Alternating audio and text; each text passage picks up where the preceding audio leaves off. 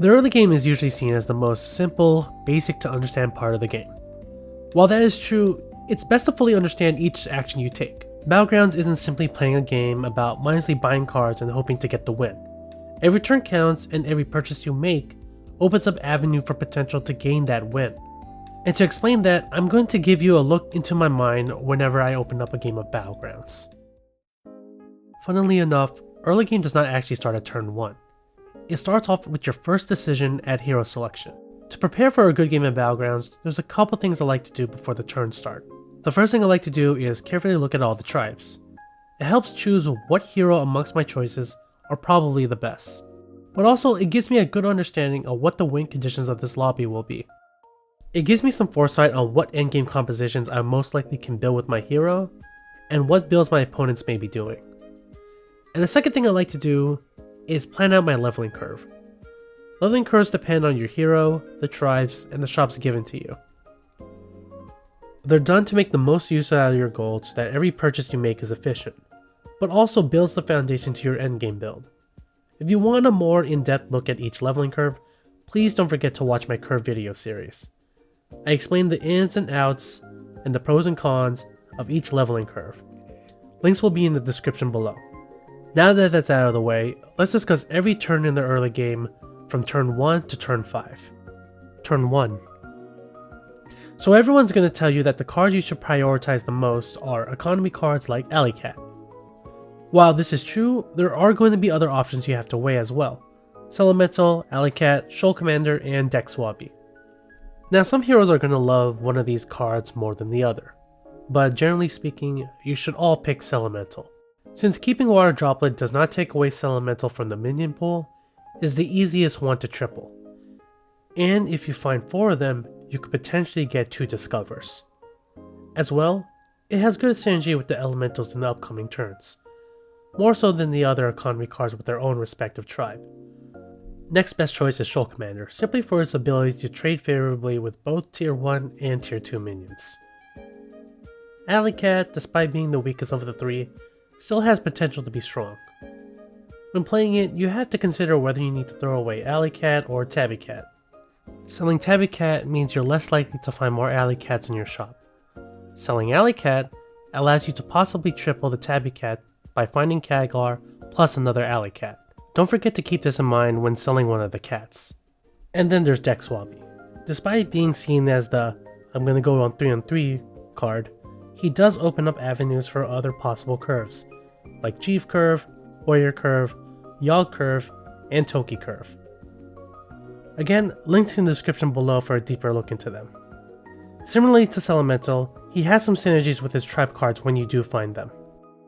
Now, what about every other tier 1 minion? Usually it doesn't matter too much on which card you pick, as long as it trades well and you can see it being useful in the upcoming turns. But if you're in a meta where quests are involved, then you gotta think a little bit extra. Cards like Micro Mummy help complete multiple quest conditions. Imprisoner, Scallywag, and Mini Myrmidon are other great examples too. Also, don't forget to freeze for any minion you want if you plan to do a curve where you stay behind a tier 1. Usually you'll freeze for an economy card, or the second copy of one you just bought. Turn 2? Now here's the big decision. What curve are you doing? If you're doing a standard curve, 3-on-3, or Toki curve, then you're going to upgrade here. Generally speaking, you're not going to freeze for the shop.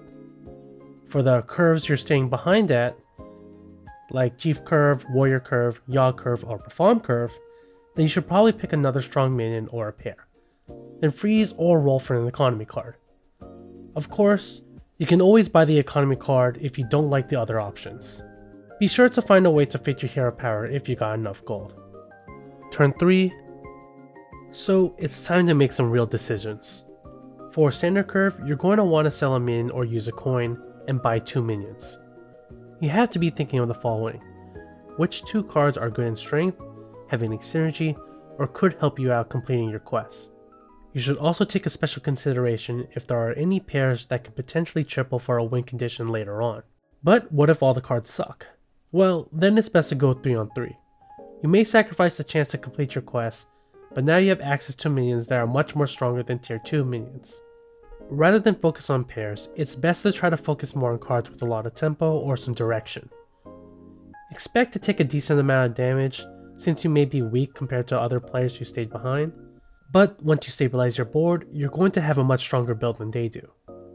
If you stay behind at tier 1, then your choices are a little bit more simpler. Chief Curve, you typically are just going to buy the best card you need in your current situation, either a pair, an economy card, or anything that can help out with your future quests. Then you're going to upgrade to tier 2. Warrior Curve is similar to Standard Curve, sell a minion and buy 2 minions. In the situation where you find a triple with either curve, it's best to continue freezing for them. Ideally, you want to get a tier 5 Discover with the triple, but if necessary, you can get a tier 4. Reform Curve and Yawn Curve are pretty simple. Use your hero power and purchase a good minion. And a quick note, if you're fighting an opponent who goes 3 on 3 and you are doing any other curve, perhaps hold back your minions so that's easier for you to complete your quest in the next turn. Turn 4. I really suggest you all watch my curve video, because if I were to keep going, I would just be repeating what I would said on each step for each curve. Instead, what I'll discuss here are special mechanics like quests. Quests, if you're playing at a time where they're available, can really dictate for you what you're going to do for the rest of the game. They either can enhance your strategy that you're already going to be going for, or become the direction that you need to win. The game graciously gives you 2 minutes worth of time to think about what quest you should pick. You know how I said that I like to do some foresight before each turn starts? Yeah, this is just like that. Think about what quest condition seems doable. How long do you think these quests will take to complete? Seriously, count how long it would take and compare that to the rest of the other quests. After you do that, think about how you can use that reward and how well you can use them depending on your hero and the tribes. Turn 4 is also important for other mechanics like Dark Moon prizes, buddies, or fighting Diablo. For Dark Moon prizes, it's like quests. Pick the best one in your current situation. Usually something that gives you a good amount of value or tempo, such as Gacha Gift or Pocket Change. For buddies in Diablo, these situations more favorably depend on your board strength. So try to make your upcoming purchases ones that will give you the strength you need to win the next fight. Turn 5. By this point, you should have a good ensemble of minions. These should be pairs or have good strength together as a warband. This is the turn you generally should start leveling up to tier 3, so follow your leveling curve and buy any appropriate minions. Now, it probably was a very simple, easy turn to perform, but that doesn't mean you can relax just yet. You should be thinking about your upcoming turns. Think about what cards you want to be looking for. These should depend on your current build or your quest condition. Plan out if you're going to stay on tier 3 or jump to tier 4. I'll explain that more in depth in the mid-game video. Now, the next thing you should do, though this goes for every turn in the game, I only just found now the time to add this section in, is to try to scout out other players and see what they're doing. Both Battleground add-ons, Firestone and HS Tech Tracker, both have this feature that tells you what turns did your opponents upgrade. Additionally, you should also check to see what tribes they have as well.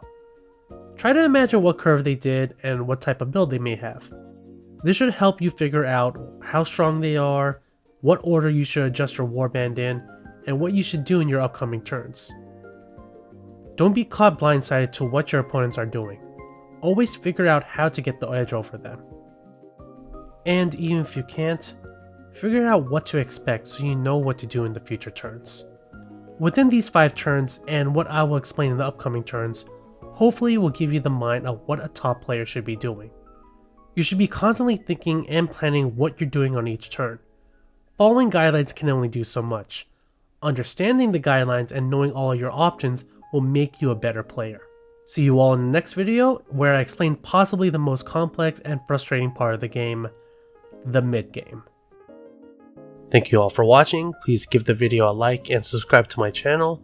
If you're interested in coaching, just for $12 an hour, I can coach you on anything you need to know about Battlegrounds through Medify or WeCoach. And also, if you like my videos, please consider donating to my Ko-fi so I can keep making them. And if you want to know what I'm working on next, or just my thoughts on the current state of Battlegrounds, please follow my Twitter. See you all next time, and hope to see you all climb.